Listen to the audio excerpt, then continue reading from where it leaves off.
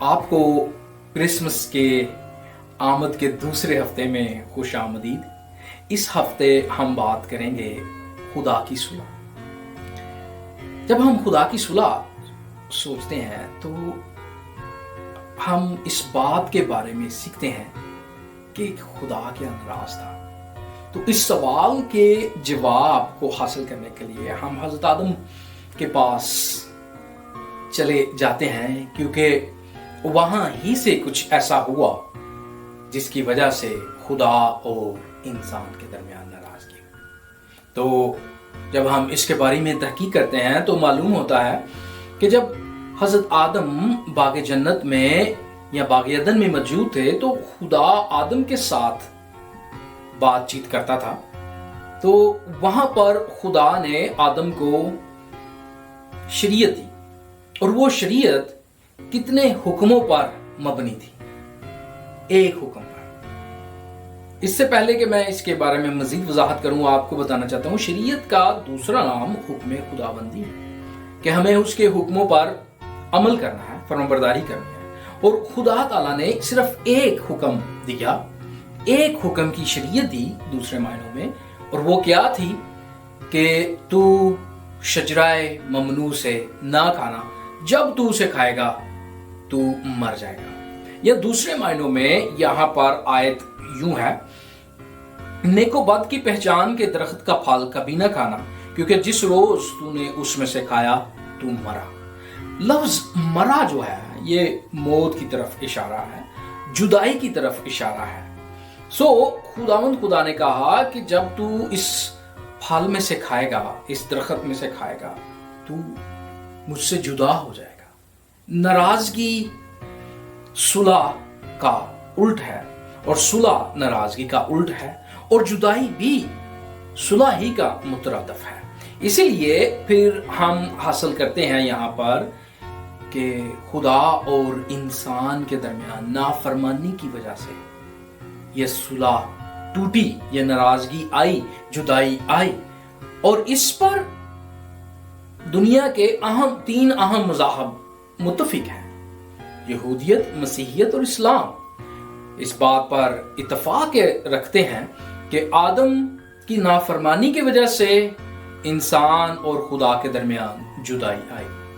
اب یہ جدائی کتنی بڑی تھی، اس کا جو اندازہ ہے وہ ہم یوں سیکھتے ہیں کہ خدا کے نسبت جب ہم گناہ کا اندازہ لگانا شروع کرتے ہیں کہ خود گناہ چھوٹا ہے بڑا ہے، تو ہمیں دراصل یہ بات غلط معلوم ہوتی ہے جب ہم خدا کے بارے میں اس بات کے بارے میں سوچنا شروع کرتے ہیں کہ گناہ چھوٹا تھا، بڑا تھا، یہ تھا، وہ تھا۔ نہیں، بلکہ گناہ جو ہے وہ خدا کے خلاف جو ہوا وہ اتنا ہی بڑا ہوا جتنا بڑا خدا ہے۔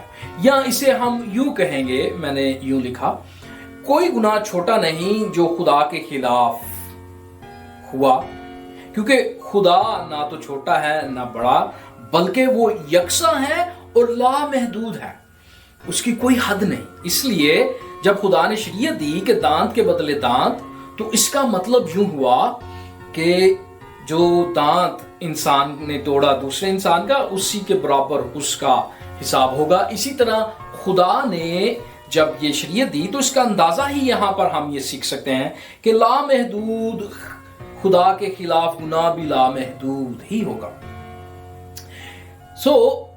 اس کی اہمیت یا اس کی وضاحت حضرت یسوع نبی بڑے اچھے طریقے سے کرتے ہیں۔ اس کو میں عام جملہ میں یوں کہتا ہوں کہ جو گناہ ہوا ہے وہ اتنا بڑا ہے کہ وہ ہمارے نیک کاموں کو بھی داغدار کر دیتا ہے، یعنی کہ our good works are filthy rags، یعنی کہ ہمارے نیک کام گندگی کی مانند ہیں۔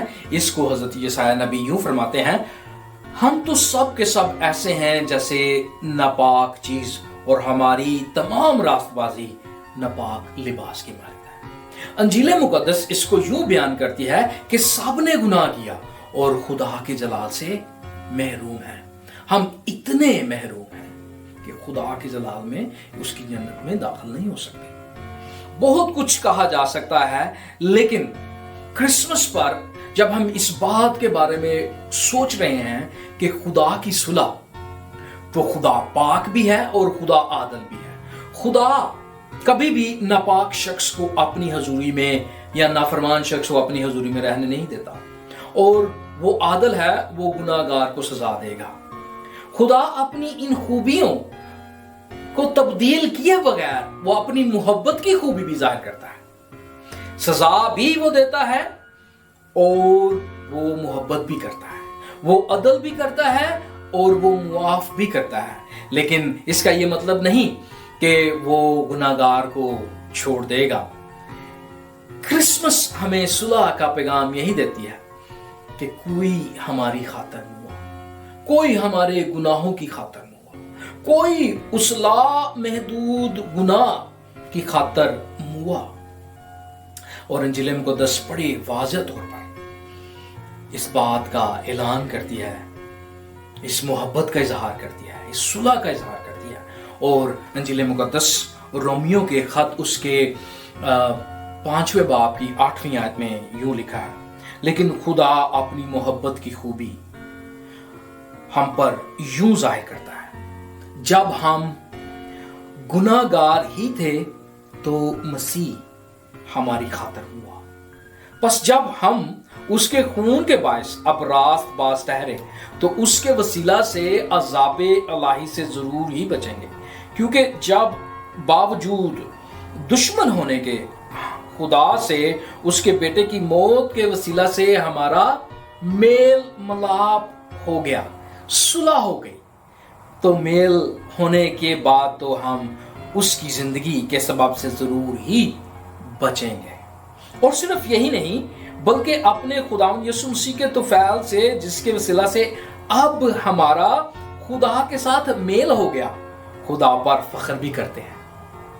یقیناً جب ہم اس بات کو سنتے ہیں تو ہم فرشتوں کے اس گیت کو جو انسانوں نے نہ گایا بلکہ آسمانی مخلوق نے انسانوں کے لیے گایا،